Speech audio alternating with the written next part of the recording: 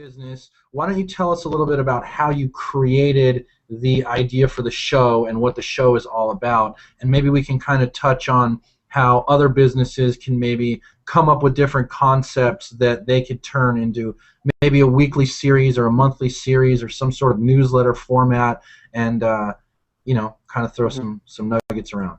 Okay, so I guess for starters,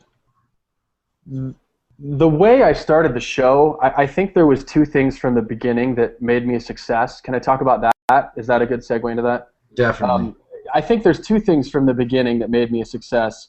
And the first one is I started with the goal of really creating a community of surfers. The second one is I really wanted to speak to people directly. And I started with the intention of building relationships and making this a relationship product. My goal from the beginning wasn't to make money or sell things. My goal was to create relationships with people around the world. And one of the first things that I did is I came up with my mission statement, my little battle cry. And you can see it if you go to shredshow.com and click on who we are. And what that is just a very short, pithy statement about who we are and what we're doing and why we exist. And that really gives people the opportunity to either agree with me or disagree with me. And my core value is promoting surfboards and the people who build them. So people who agree with that immediately can jump on ship and know who I am and agree with that mission statement. And from that point, once people really see who I am and like me, or that sounds, I don't want to talk about people liking me because maybe people are just interested in surfboards, who knows. I just I started from the beginning making sure I spoke to people directly, and that was one of my goals from the beginning.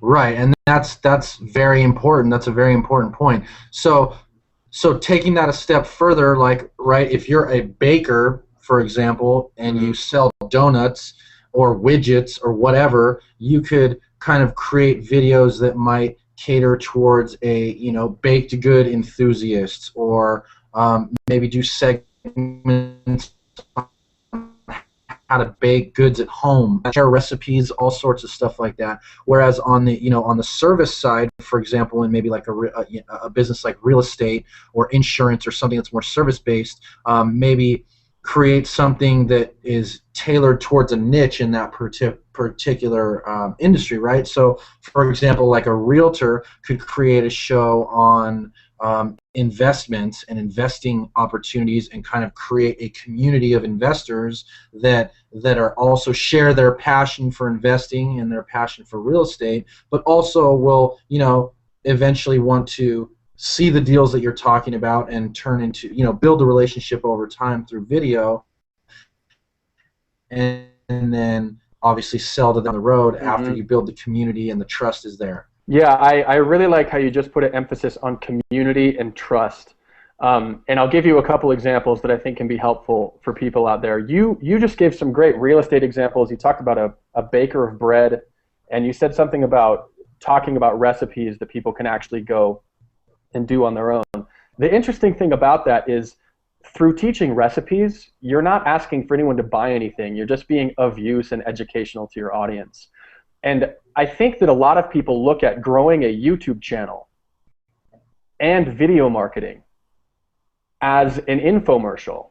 And I've never seen that work. What I've seen work on YouTube is people who genuinely talk to their audience and try to create a community. Now, here's two ways that I do that. One way is every one of my episodes, I do a weekly episode, and every time towards the beginning of that video, this is something I started about 4 or 5 weeks ago, I give a shout out to one of my subscribers who does really cool. Am I allowed to swear on this? No, don't worry. There's not. The FCC won't say anything. I don't okay, think. Cool.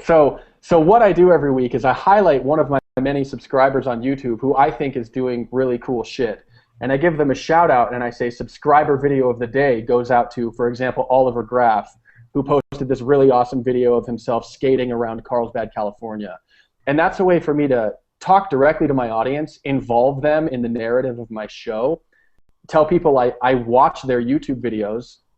They're not just watching me. Everyone who subscribes to me, I subscribe to them and I watch their videos, and I include them in my show by highlighting the cool stuff that they're doing. The second thing that I do to grow my community is I get a lot of emails from surfers requesting that I feature certain boards on the show. And whenever I feature a board that people are asked for, I always give a shout out to, say, Trevor in Buenos Aires, who asked for the Channel Islands Fred Rubble surfboard, and I shout out all the people who have asked for me to feature boards. So I'm always looking for opportunities to specifically talk to my audience by name. And what inspired me to do this really quickly is, do you remember those like late night love request shows, like hip hop? It's like a deep guy with a deep voice, and like it's like sending out requests to people you love. Right. And they play like. So my thought was, on these late night radio shows where people are calling and giving like loving requests to their loved ones for certain songs, the radio station would play those requests and then they'd play the song. For a baker, like you mentioned, or a real estate agent, it could be as simple as doing a question of the day. The question of the day comes from Trevor in Nebraska, and reading that person's question and giving them an answer. I really think that's important, to just involve people by name in your show. It really helps you create relationships.